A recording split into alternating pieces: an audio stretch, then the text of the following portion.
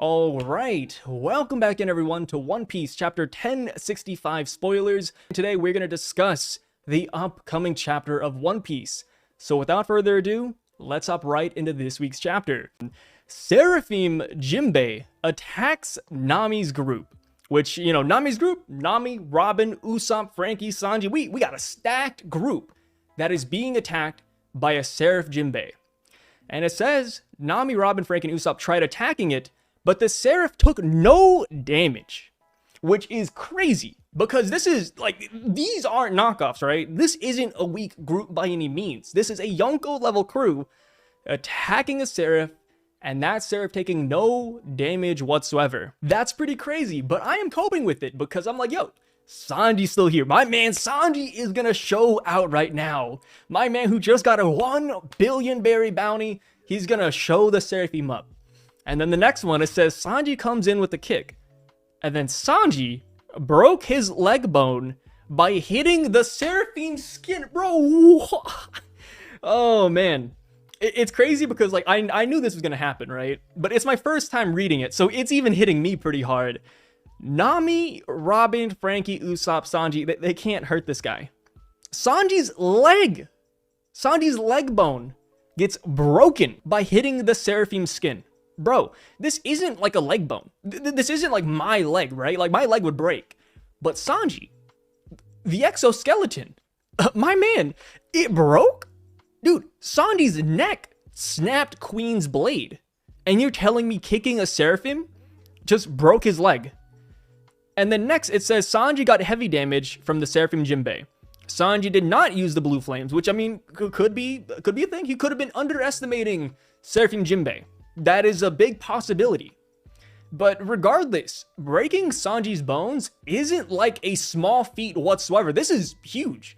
And the craziest part is that we all knew the Seraphim were insane, right? They were very powerful. Blackbeard was sweating against them. These two Seraphim, Mihawk and Boa, showed up on Amazon Lily. They took no damage when they left. That is what Marigold and Sandersonia said. They said, hey, those two kids, those Seraphim that look just like you, Boa, they left this island with not a scratch on them. We knew these guys were powerful since day one. We just didn't know how powerful they were. Because after Blackbeard clashed with it, he used Black Hole and then we never saw it again, right? That was pretty much the end of the story for the Seraphim. This time around, though, we are actually getting feats from the Seraphim. And these are feats that we are witnessing firsthand. This isn't like being off-screen whatsoever. We are witnessing this right here and now. Which does bring into question how this fight even started. Spoilers do leave out a lot of information here and there, so it's up for interpretation. And I'm like, yo, did Lilith leave us to fight this Seraphim? Was this actually a trap? Because last chapter, Zoro mentioned that, hey, I don't trust that girl. And then we do know that Lilith is the evil Vegapunk, so maybe this was a trap since she's not currently present. So yeah, there's a lot of things we could divulge into there.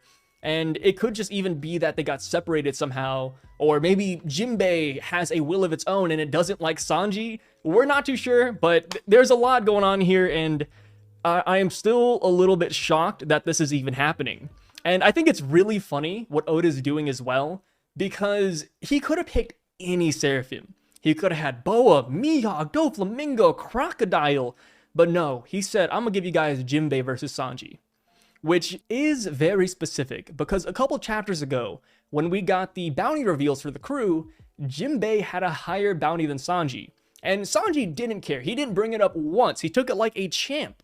But the fan base took it personally. They were like, yo, why does Jinbei have a higher bounty when he defeated a lesser opponent? Why does Sanji have not as big of a bounty as Zoro since he took on Queen? A lot of people were, going at it back and forth. Oda knows exactly what he's doing. He's having a field day. He's having fun with it. He loves playing with crew dynamics. So we've seen this time and time again when it comes to Zoro and Sanji. But this time around, we have Jinbei in the mix, and he's kind of hitting the nail on the head saying, wait, you guys, you think I stopped there? You think I was going to stop at the bounty posters? No, I'm going to take it a step further and give you Jinbei Seraphim versus Sanji. And that's what we got this chapter. And it's kind of crazy that the Seraphim Jinbei is this strong. Because we were looking at our crew like they were an endgame force. I still kind of look at the crew that way. Gear 5th Luffy, Zoro, Sanji, Jinbei, we have a stacked group. And when we got to Egghead, we were all kind of scratching our heads who is the big bad villain here? Is this a lore place? Are we just going to learn some things then leave? We can't fight CP0 because they might be too weak. So what's going to happen? Well, Oda decided to prove us all wrong. Oda, in a typical fashion, flips the entire story on the head and says, no, the Seraphim are a force to be reckoned with. They're not to be underestimated. These Seraphims are very obviously Yonko Commander Plus level. And, you know, granted, Sanji's group isn't trying, right? Sanji's not using Blue Flame. Frankie doesn't have General Frankie. Robin apparently isn't in Demonio form. There's a lot of ways this fight could go if it was dragged out further. But based on the initial showing, based on Sanji's exoskeleton being damaged by Jinbei, it just shows that these Seraphims are not a joke. Pacifistas are a joke right now, but the Seraphim are on an entirely different level. And with that being said, I want to pass the question off to you guys. How do you feel about the Seraphim's power level? Do you like it? Do you not like it? Do you think it's too strong, too late in the game? Tell me how you really feel down in the comments. Personally, I just want to throw my opinion out there. I like it. I don't like that Sanji has a broken leg. I'm a Sanji fanboy. I'll admit, I wear it on my sleeve, right? But I like the fact that he got injured because it shows that we have a lot of room to grow. The crew, Luffy, Zoro, Sanji, Jinbei, like everybody in the crew, they can only go up from here. Sanji, he got injured right now, but I bet after he's done training, after he gets more abilities and upgrades, later on this won't happen. And who knows, maybe as time goes on, Frankie, Robin, Nami, Usopp, they can all injure the Seraphim eventually. I view it as Oda setting up a goalpost, showing us how much further we can go with our abilities. And yeah, that's my takeaway. I try to stay pretty optimistic about this. So now, moving on to the next couple of plot points, it says 3 new Vegapunks come in and save Sanji. 2 of those Vegapunks are robots, and 1 is a Big Eater. I don't even know what that means, Big Eater. Edison and Pythagoras are robots, and York is the glutton. So when I see that it says that York is a big eater, that makes a lot of sense because York is supposed to be gluttonous. They are greed. And then we have Edison and Pythagoras, who are wisdom and thinking, being robots in this chapter. Makes a lot of sense. So I am curious to see what they look like. I feel like that's the biggest reveal of the Vegapunks is their designs. We have Lilith looking like Uta in a way. We have Atlas kind of looking like Astro Boy. We have Shaka looking like Daft Punk. And I'm just really curious to see what the last 3 Vegapunks also look like, or what references they hold within them. On to the next plot point though. It says Vegapunk knows about the Ancient Kingdom. All right, casual Oda bombshell, nothing to see here. So Vegapunk knows about the Ancient Kingdom, and Egghead is not the island of the future. It is the island of the past. Another crazy Oda bombshell, because the technology is similar to the Ancient Kingdom's technology. They don't know the entire history of the Void Century, but he says that Egghead is less advanced compared to what the Ancient Kingdom had. What? Like, this is one of those things that you have to take a second to process.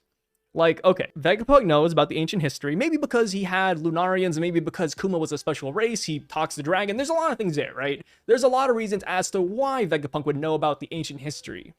But to tell us that Egghead Island is an island that was based off of the Ancient Kingdom, and that the Ancient Kingdom had better technology than what Vegapunk has, and Vegapunk is considered to be a man 500 years in the future, what happened in the Void Century?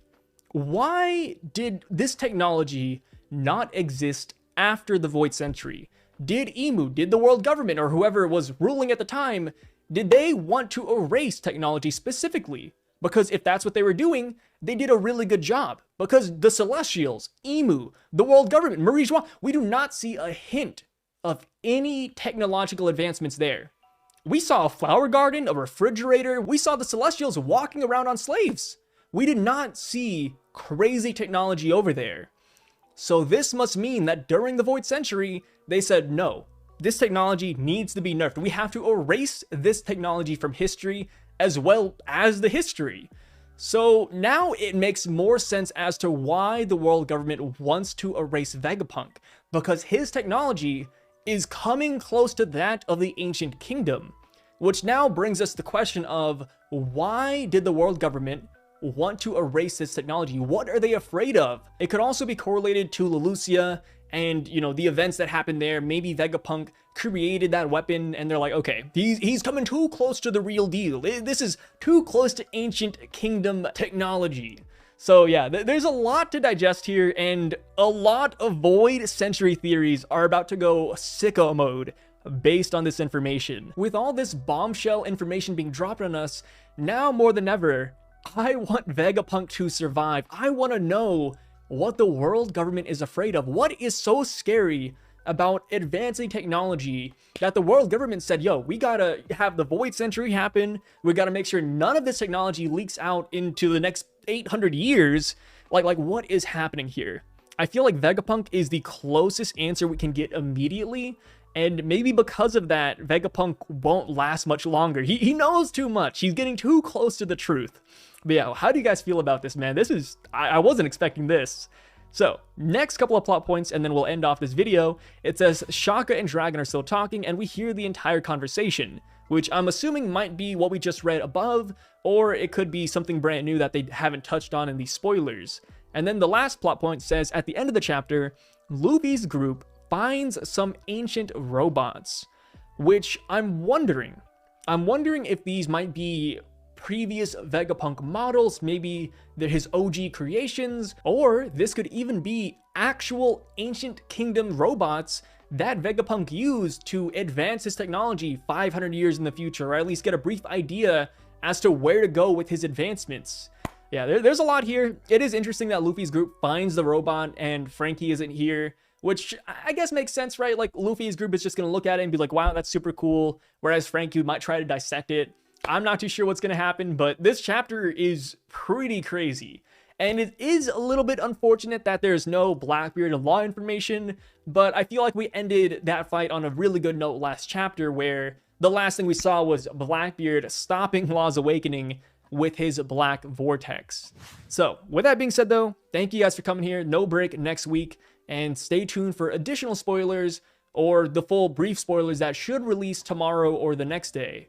But thank you for stopping by. Please leave a comment down below. It really means the world to me, and I try to pull a couple of comments to talk about when the full chapter comes out later on. And special thanks to you all for taking the extra step and supporting this channel monetarily. And even if you don't support and you're not on this list, I appreciate the absolute crap out of your view and just making it to this point of the video. It means a lot, and I can't thank you guys enough for getting us this far. We have 30K plus subs.